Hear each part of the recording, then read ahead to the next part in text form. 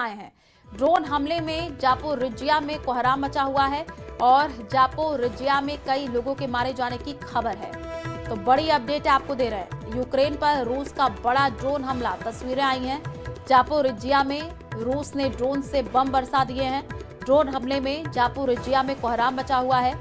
Zaporizhzhia में कई लोगों के मारे जाने की खबर सामने आ चुकी है।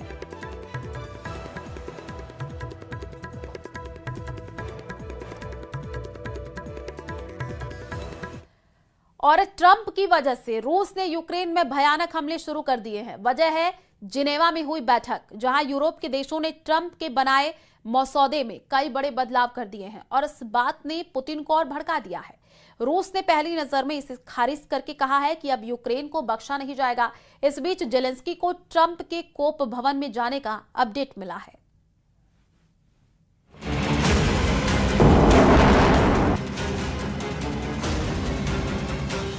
जैसे आसमानी बिजली कड़कती है, जैसे मौत बांटने वाली बिजली गिरती है, वैसे ही दृश्य कीव में रात को दिखते हैं। अचानक बहुमंजिला इमारत से ड्रोन टकराता है, जोरदार धमाका होता है। धमाके के बाद धुआं ही धुआं, आग ही आग। रूस के भयानक हमलों से यूक्रेन में कोहराम मच गया है, लेकिन प्रेसिडेंट ट्रंप जेलेंस्की की रेंज से बाहर हो गए हैं। जेलेंस्की ट्रंप की सीधी बातचीत के जल्द आसार नहीं दिख रहे हैं। रूस का हमला तेज हो गया है। कीव में बीती रात सबसे भयानक रही। रात में बम धमाकों से यूक्रेन की राजधानी दहलती रही। धमाके इतने जोरदार थे कि बारूदी विस्फोट के बाद आग से पूरा शहर रह रहकर जगमगा रहा था। पुतिन ने पूरा जोर लगा दिया है। पुतिन ने सारी फोर्स लगा दी है। पुतिन सारे हथियार आजमाने लगे हैं, क्योंकि युद्ध का फैसला जल्द होना है। युद्ध में समझौते की घड़ी आ गई है। रूस अपनी पकड़ को इतना मजबूत कर देना चाहता है जिससे उसकी सभी शर्तें मानने पर ट्रंप और जेलेंस्की मजबूर हो जाएं। ताबड़तोड़ हमले से पुतिन ने उन दुश्मनों को भी चैलेंज दिया है जिन्हें ट्रंप के बनाए शांति समझौते की शर्तें पसंद नहीं आ रही हैं। पुतिन ने ऐसे देशों को मिसाइलों से मैसेज देना शुरू कर दिया है जो उनकी विश लिस्ट पूरी नहीं होने दे रहे हैं।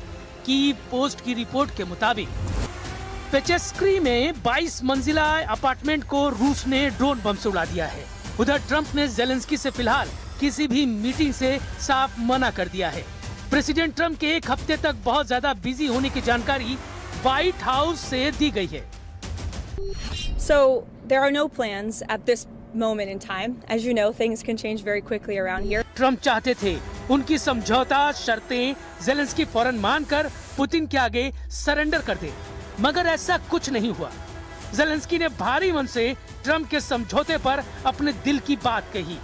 उन्होंने दुनिया से इमोशनल अपील कर यूक्रेन के हितों की रक्षा का हवाला दिया। तब से ट्रंप का दिमाग गर्म हो रखा है, इसलिए छुट्टी के बहाने वो जेलेंस्की से दूरी बना रहे हैं।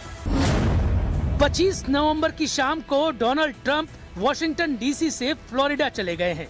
30 नवंबर तक ट्रंप के फ्लोरिडा से लौटने का कोई प्लान नहीं है, यानी 5 दिन तक ट्रंप छुट्टी मनाएंगे।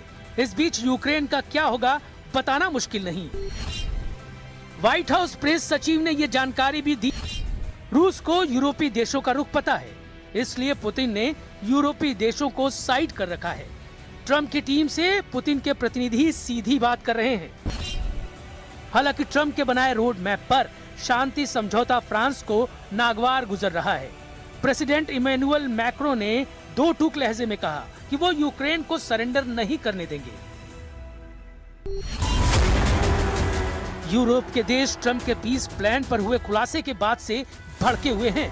जब से यूक्रेन के दोस्त देशों को पता लगा है कि ट्रंप के बनाए समझौते की स्क्रिप्ट किरिल दिमित्रीव ने लिखी है, तब से हड़कंप मचा हुआ है।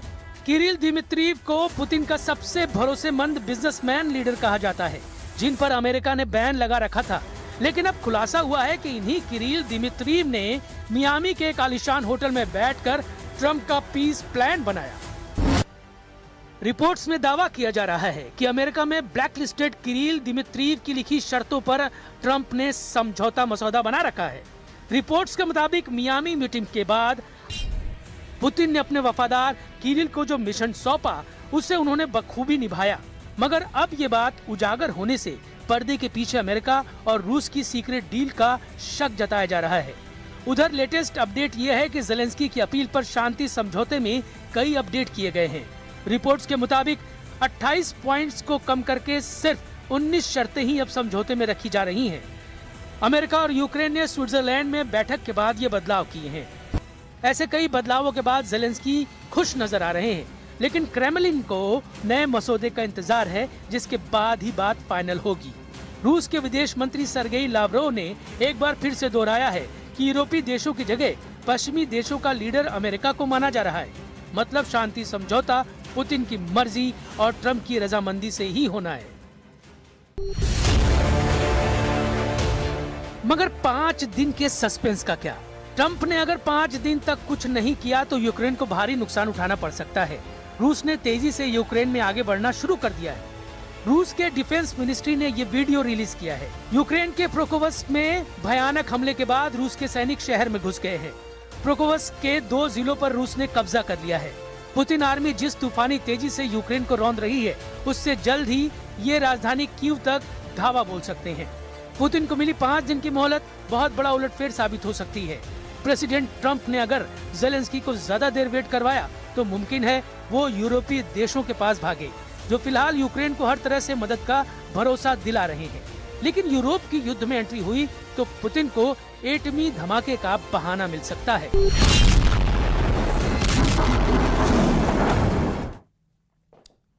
और भारत से करीब 4,500 किलोमीटर दूर अफ्रीका महाद्वीप में एक इतना शक्तिशाली ज्वालामुखी फटा कि इसकी राख राजधानी दिल्ली तक पहुंच गई। हालांकि राहत की बात यह है कि अब से करीब आधे घंटे पहले इथियोपियन ज्वालामुखी की ये राख भारत के आसमान में पूरी तरह हट गई और अब चीन की तरफ बढ़ रही है। आपको बता दें कि इथियोपिया में हेली गुब्बी नाम का ये ज्वालामुखी 12,000 साल से निष्क्रिय पड़ा था। देखिए रिपोर्ट।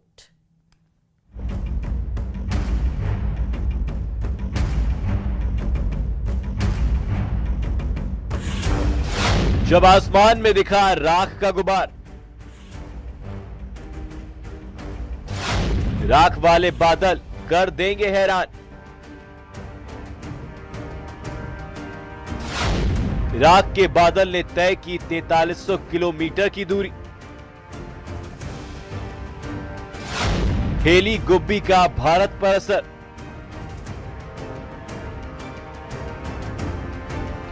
ये खौफनाक मंजर हर किसी को हैरान कर देगा।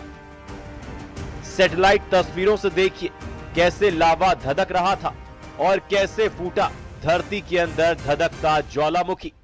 ज्वालामुखी हेली गुब्बी। हैरानी की बात तो ये थी कि जो वोल्केनो शांत पड़ा था उसमें अचानक हलचल कैसे हुई। आसमान में राख के बादल, गुबार दिखा या कहीं राख वाले बादल। आखिर कहां फटा है ये ज्वालामुखी? दरअसल अफ्रीका के इथियोपिया के अफार इलाके में मौजूद हाईली गुब्बी ज्वालामुखी 12,000 साल बाद 23 नवंबर 2025 को अचानक फट पड़ा। उसके बाद लोग हैरान रह गए। इन राख के बादल को देखकर लोग दौड़ लगाने लगे। वैज्ञानिकों के मुताबिक विस्फोट ने लगभग 14 किलोमीटर ऊंचाई तक राख का गुबार हवा में पहुंचा दिया। इस ज्वालामुखी का असर भारत में भी देखने को मिला। ये राख के बादल 25-45 हजार फीट ऊंचे हैं, जो दिल्ली, राजस्थान और उत्तर भारत तक पहुंच गए। असर ये हुआ कि कई अंतर्राष्ट्रीय उड़ानें रद्द या डाइवर्ट हुई हैं। दिल्ली में आनंद विहार, एम्स सफदरगंज के पास जहरीला स्मॉग छाया है और AQI 400 के पार पहुंच गया है। DGCA ने एयरलाइंस को राख वाले क्षेत्रों से बचने की सलाह दी है। DGCA ने कहा था कि एयरलाइंस राख वाले इलाकों के ऊपर उड़ान ना भरे, उड़ान का रूट और प्लानिंग बदले। अगर किसी विमान को राख मिले तो तुरंत रिपोर्ट करे।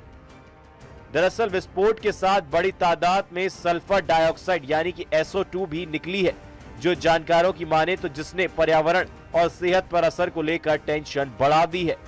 जानकारों का कहना है कि अगर ज्वालामुखी अचानक ज्यादा SO2 छोड़ रहा है तो यह बताता है कि अंदर दबाव बढ़ रहा है, मैग्मा हिल रहा है और आगे और विस्फोट हो सकता है।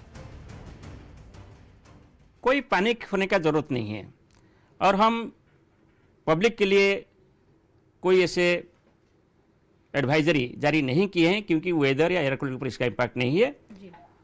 मगर जो अपर एटमॉस्फेयर में जो एयरक्राफ्ट ऑपरेशन हो रहा है, इनके लिए हम एडवाइजर जारी किए हैं। सभी एयरक्राफ्ट ऑपरेटर्स एयरपोर्ट के जरिए हम एडवाइजरी इशू कर रहे हैं।